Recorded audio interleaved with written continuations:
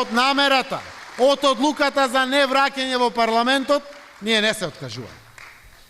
5 теми се јасни и гласни, владата и граѓаните ги знаат многу добро, бујром на преговори за сите 5 теми.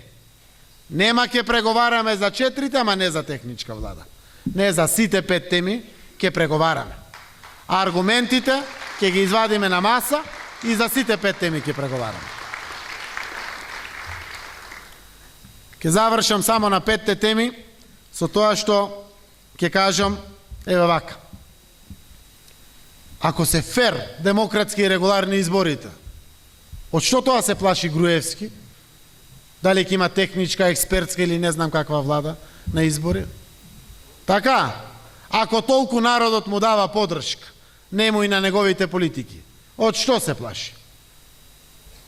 Се плаши од вистината ќе излезе на виделина. Ама, шилото и вистината, порано или покасно, ќе излезат на виделина. Дали ќе биде тоа по пат на преговори или вака, ќе излезат на виделина. И сега ќе тргнам на таа тема што ја преокупира јавноста и се вели бомбата на Заев. Интересна е темата и ќе проговориме малку овде. Заслужува секако битово.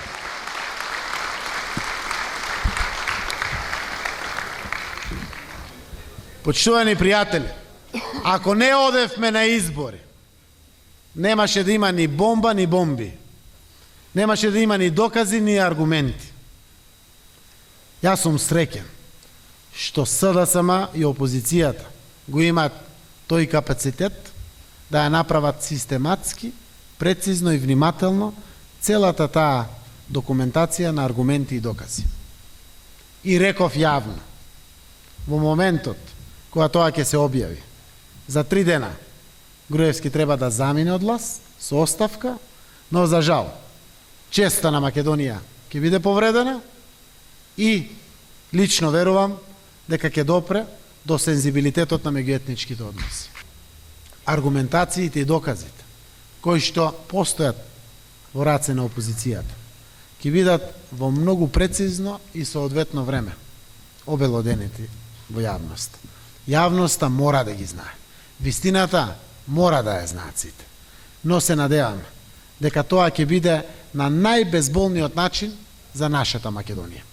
И ве уверувам дека мојата верба во доказите и аргументите кои потврдуваат дека нема слобода и демократија во Македонија, дека нема слободно изразена волја на избори, мојата верба во тие докази е толку голема, толку силна, што го ставам во залог мојот политички кредибилитет и кредибилитетот на целото раководство на Социјалдемократскиот сојуз.